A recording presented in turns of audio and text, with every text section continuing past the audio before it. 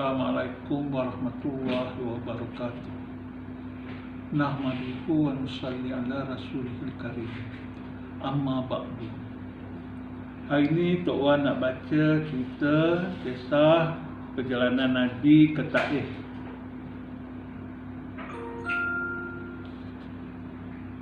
Daripada buku Fadilah Amal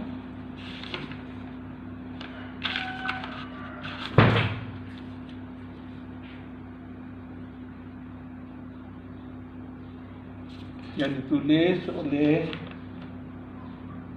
Maulana Zakaria Rahmatullah Alaih, Syekhul Hadis Mazahir Ulum.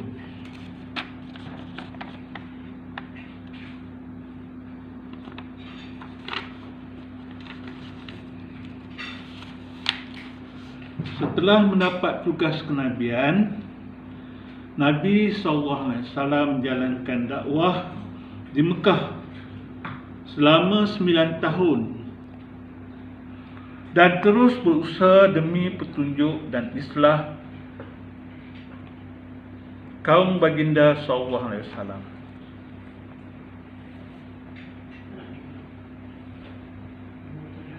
Terdapat hanya sedikit orang yang menerima Islam serta segelintir yang belum memeluk Islam yang menyokong Rasulullah, yang membantu Rasulullah. Kebanyakan orang kafir Mekah berusaha sedaya upaya menyusahkan dan mempersendakan usaha baginda Rasulullah SAW dan sahabat-sahabat radhiyallahu ajma'in.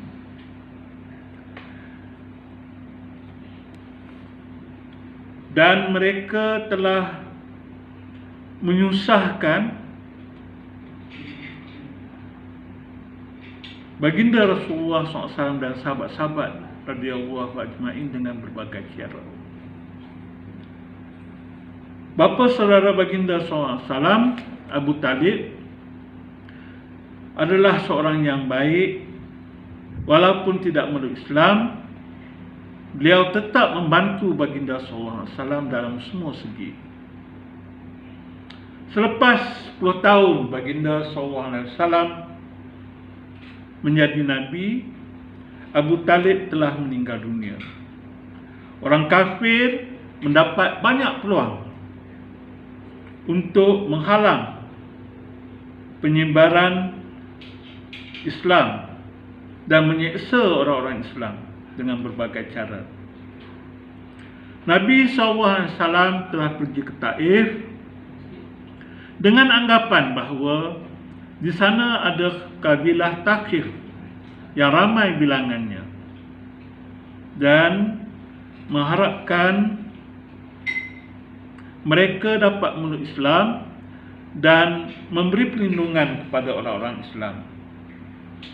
Setelah tiba di sana, baginda SAW berbicara dengan 3 pembesar di Taif. Baginda SAW menyeru mereka kepada agama Allah dan berusaha menarik perhatian mereka untuk membantunya. Walau bagaimanapun, mereka tidak menerima ajakan baginda Rasulullah SAW dan malah mereka melayan baginda Rasulullah SAW secara kasar. Seorang daripada mereka mengatakan, "Engkaukah orang yang Allah Ta'ala hantar sebagai Nabi?" Yang kedua pula mengatakan, "Tidak adakah orang lain yang boleh menjadi Nabi?" Dan yang ketiga mengatakan, "Kalau engkau seorang Nabi, aku tak mahu dengar cakap kau. Sebab mendengar cakap kau membebankan aku. Dan sekarang yang kau seorang pendusta, mengapa aku nak bercakap dengan pendusta?" Baginda Rasulullah SAW kemudiannya berjumpa dengan orang-orang biasa. Mereka juga tidak mahu menerima Islam. Malah mereka menghalau Nabi daripada Taif dengan kadar yang mereka mengharapkan Nabi keluar. Mereka menghalau Nabi dan mereka menyuruh Nabi keluar daripada Taif dengan segera.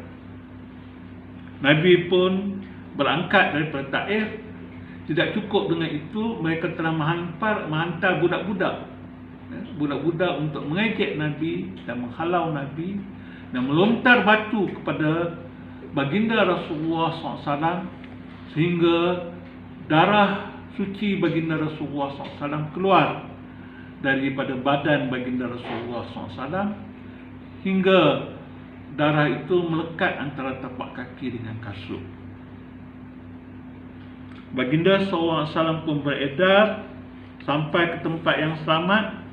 Baginda SAW berdoa kepada Allah Subhanahu Wa Taala. Doanya, Ya Allah, kepadamu aku mengadu kelemahanku dan kehinaanku pada pandangan manusia. Ya Arhamar Rahimin, Engkau Tuhan orang yang ditindas, Engkaulah Tuhanku. Kepada siapakah Engkau menyerahkan diriku? Kepada orang asing yang akan menyerang aku, atau kepada musuh yang menguasai aku? Sekiranya Engkau tidak murka kepadaku, maka aku tidak peduli. Namun afiatmu sudah cukup buatku.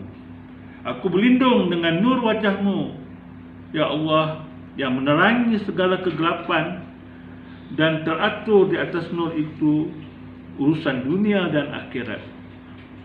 Daripada Engkau menurunkan kemarahanmu kepadaku, atau Engkau murka kepadaku, kepadamulah aku tetap merayu sehingga Engkau reda. Tiada sebarang daya upaya untuk melakukan kebaikan, dan tiada upaya untuk meninggalkan kejahatan kecuali dengan petunjuk-Mu. Dengan doa demikian, bersemaraklah sifat qahar Allah Subhanahu Wa Taala, Raja segala kerajaan. Lalu Jibril AS datang memberi salam dan berkata, Allah Subhanahu Wa Taala telah mendengar perbualanmu dengan Tuhan, perbualan kaum itu dengan Tuhan, dan telah mendengar jawapan mereka, serta menghantar satu malaikat yang bertanggungjawab ke atas gunung ganang di antara lembah Taif ini. Perintahkan saja malaikat itu melakukan apa sahaja yang kamu kendaki. Selepas itu malaikat tersebut memberi salam dan berkata, saya akan menunaikan segala yang diperintahkan oleh Tuhan. Sama ada diperintahkan supaya aku melagakan bukit bukal di antara lembah Taif ini, supaya mereka semua hancur, atau apa-apa juga hukuman yang dikehendaki oleh Tuhan. Baginda SAW ialah seorang yang amat pengasih lagi belas kasihan. Baginda telah memberi jawapan. Aku tetap menaruh harapan supaya Allah Subhanahu Wa Taala, walaupun mereka tidak memeluk Islam, supaya Allah Subhanahu Wa Taala akan lahirkan orang yang akan menyembah Allah dan beribadat kepadanya di kalangan anak-anak mereka.